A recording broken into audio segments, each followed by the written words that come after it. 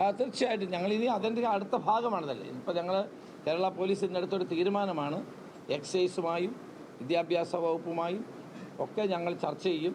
അവരുടെ എല്ലാ സഹായം വേണ്ടി വരില്ല. അത് അടുത്ത ഘട്ടമാണ്, അത് ചെയ്യും.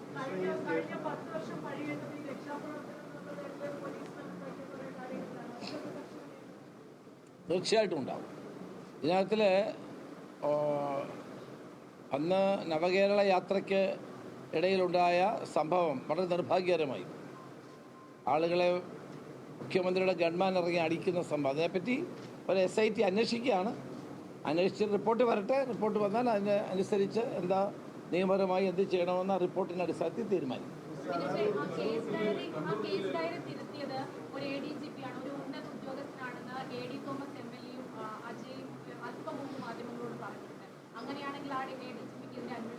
റിപ്പോർട്ട് വരട്ടെ. റിപ്പോർട്ട് വന്നാൽ കുറ്റക്കാരെ ഒരു കാരണവശാലും അവരെ രക്ഷപ്പെടാൻ അനുവദിക്കില്ല, ആരായാലും.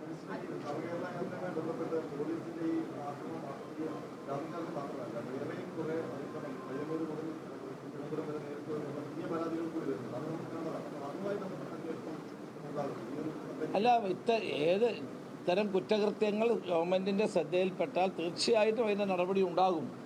ഇപ്പോൾ ആലപ്പുഴയിലെ സംഭവമാണ് പുതുതായി ഏറ്റവും പ്രധാനമായും വന്നത്. ആ സംഭവത്തിൽ അപ്പോൾ തന്നെ SIT രൂപീകരിച്ച്, കോടതി പറഞ്ഞില്ല, ഞങ്ങളല്ല, രാഷ്ട്രീയമായി ചെയ്തതല്ല, ബഹുമാനപ്പെട്ട കോടതി പറഞ്ഞ ശേഷം SIT രൂപീകരിച്ച 2 വർഷം കാത്തിരുന്നു. ക്യാബിനറ്റ് തീരുമാനിച്ചു SIT രൂപീകരിച്ച് മുന്നോട്ട് പോകാൻ. അപ്പോൾ തന്നെ DGP SIT രൂപീകരിച്ചു. ആ SIT പ്രവർത്തിക്കുകയാണ്. ആ SITയുടെ പ്രവർത്തനം നടക്കട്ടെ, റിപ്പോർട്ട് കിട്ടട്ടെ. റിപ്പോർട്ട് കിട്ടിയാൽ റിപ്പോർട്ടിൻ്റെ ബേസിസിൽ ശക്തമായ നടപടി കൈക്കൊള്ളും.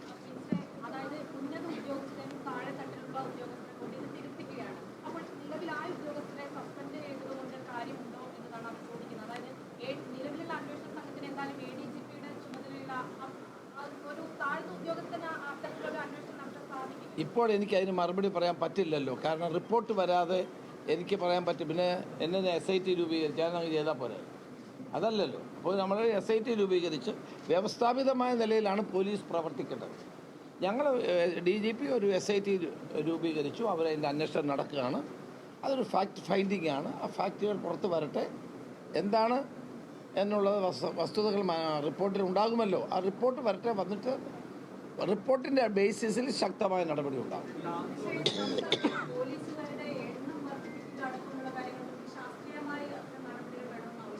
തീർച്ചയായിട്ടും അത് ഞങ്ങൾ അതെ, തീർച്ചയായിട്ടും ക്രൈമിൻ്റെ നേച്ചറൊക്കെ മാറിപ്പോയല്ലോ. ഇപ്പം പഴയ പോലുള്ള ക്രൈം അല്ലല്ലോ. ഇപ്പം IT റിലേറ്റഡ് ആയിട്ടുള്ള ക്രൈംസാണ് കൂടുതൽ വരുന്നത്. അപ്പോൾ അതിനുവേണ്ടി പ്രത്യേക പരിശീലനവും കാര്യങ്ങളും ഒക്കെ ഞങ്ങൾ ചെയ്യും. ഞാൻ അന്ന് ആഭ്യന്തരമന്ത്രി ആയിരുന്നപ്പോഴാണ് സൈബർ ഡോം ആരംഭിച്ചത്. അതൊക്കെ നമ്മൾ ശക്തിപ്പെടുത്തും. അതുപോലെ തന്നെ പോലീസിൻ്റെ എണ്ണം കുറവാണ്. പോപ്പുലേഷൻ വെച്ച് നോക്കുമ്പോൾ അല്ലേ 1:9 ആണ് അല്ലേ. അത് വിമൻ പോലീസാണ്. ഓവറോൾ തന്നെ നമുക്ക് വേക്കൻസി ഇല്ലെങ്കിൽ തന്നെ വർദ്ധിപ്പിക്കേണ്ട ആവശ്യമുണ്ട് സാർ. വർദ്ധിപ്പിക്കേണ്ടത് ആവശ്യമുണ്ട്. അത് ഗവൺമെൻറ് ടേക്കപ്പ് ചെയ്യും.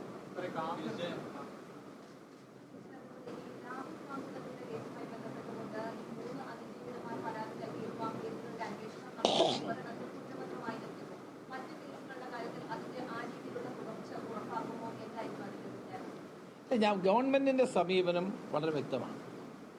സ്ത്രീകൾക്കെതിരെ ഉണ്ടാകുന്ന ഏത് അതിക്രമത്തെയും ശക്തമായി നേരിടും. അതിനകത്ത് ആര് എന്ത് എന്നുള്ള പ്രശ്നമില്ല.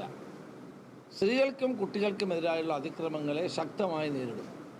പ്രത്യേകിച്ച് സ്ത്രീകൾക്ക് പൂർണ്ണ സുരക്ഷിതത്വം ഈ ഗവൺമെൻറ്റും പോലീസും ഉറപ്പുവരുത്തും.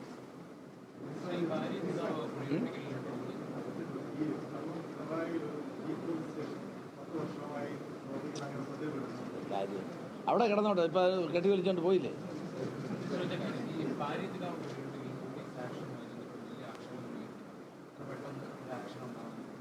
എനിക്ക് അതിനെപ്പറ്റി ഒന്ന് പറയാനുണ്ട്. 50 വർഷമായി നടക്കുന്ന ഒരു കേസാണ്. ഈ 50 വർഷമായി നടക്കുന്ന ഒരു കേസ്, അതിൽ തന്നെ 15 തവണ കോടതിയെ ഇവരെ ഒഴിവാക്കണമെന്ന് ആവശ്യപ്പെട്ടതാണ്. കഴിഞ്ഞ 10 വർഷമായി ഈ ഗവൺമെൻറ് ഒന്നും ചെയ്തില്ല. ഞങ്ങൾ സത്യപ്രതിജ്ഞ ചെയ്ത് 24 മണിക്കൂർ തികയുന്നതിന് മുമ്പാണ് ബഹുമാനപ്പെട്ട കോടതിയുടെ നിർദ്ദേശമാണ് ഒരു അഡ്വക്കേറ്റ് കമ്മീഷനെ അവിടെ വെച്ച് അഡ്വക്കേറ്റ് കമ്മീഷൻ പോലീസിനെ വിളിക്കുകയാണ്. ഇമ്മീഡിയറ്റ് എവിക്റ്റ് ചെയ്യണോ ഞാൻ അന്നേരം ഫ്ലൈറ്റിലായിപ്പോയി. ഞാൻ ബാംഗ്ലൂർ ഇറങ്ങിയപ്പോൾ ഞാൻ അന്നേരം DGPയോട് സംസാരിച്ചിട്ട് ഇമ്മീഡിയറ്റ് ആയിട്ട് പോലീസിനെ വിഡ്രോ ചെയ്തു. കോടതിയുടെ സമ്മർദ്ദമാണ് അവരെ അതിലേക്ക്. അവരെ പോലീസ് അതിക്രമങ്ങളൊന്നും ചെയ്തില്ല. ഒരാൾ മേത്ത് പെട്രോൾ ഒഴിക്കാൻ വന്നപ്പോൾ ഫയർഫോഴ്സ് വെള്ളമടിച്ചപ്പോൾ ഈ സ്ത്രീകളൊക്കെ ഉരുണ്ട് വീഴുകയും ഒക്കെ ചെയ്ത് അങ്ങനെയാണ് ഈ സംഭവം ഉണ്ടായത്.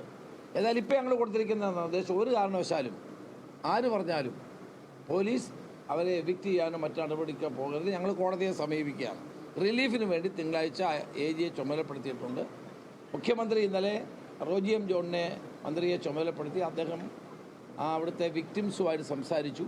അത് പരിഹരിക്കാൻ ശ്രമിക്കുകയാണ്. ആദ്യമായിട്ടാണ് ഗവൺമെൻറ് ഇടപെടുന്നത്. ഞങ്ങളാരും ഇത് അറിഞ്ഞിട്ട് പോലും ഇല്ലായിരുന്നു ഇത്രയും സംഭവം ഉണ്ടെന്നുള്ള കാര്യം.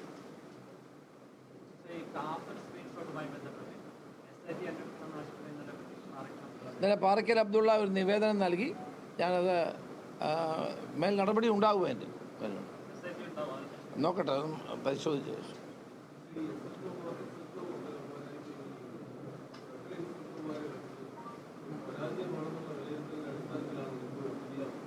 പോലീസിൽ സമൂലമായ മാറ്റം വരുത്തുന്ന തീരുമാനങ്ങളാണ് നിലവിൽ കൈക്കൊണ്ടിരിക്കുന്നത് എന്നാണ് ആഭ്യന്തരമന്ത്രി വിശദീകരിക്കുന്നത്. അതിൽ ഏറ്റവും പ്രധാനപ്പെട്ടത് സമൂഹത്തെ ആകെ പടർന്നു പിടിച്ചിരിക്കുന്ന ഒരു കാര്യമാണ് ഈ മയക്കുമരുന്ന് എന്നുള്ളത്. അതിൽ ആ മയക്കുമരുന്ന് ശൃംഖലയുടെ അടിവേര് അറുക്കുവാൻ വേണ്ടി ഓപ്പറേഷൻ തുഫാൻ എന്ന പേരിൽ ഒരു കൊണ്ടുവരികയാണ്. അത് ഉറവിടം കണ്ടെത്തി നശിപ്പിക്കുക എന്ന് തന്നെയാണ് അതിൻ്റെ ലക്ഷ്യം എന്നടക്കം പറയുന്നു. മറ്റ് പോലീസ് സ്റ്റേഷനുകളിൽ വരുത്തുന്ന പോലീസിന് പുതിയ മുഖം നൽകുന്നു, പോലീസ് സ്റ്റേഷനുകൾ ജനസേവക കേന്ദ്രങ്ങളാക്കി മാറ്റും എന്നടക്കമുള്ള കാര്യങ്ങൾ പറയുന്നു.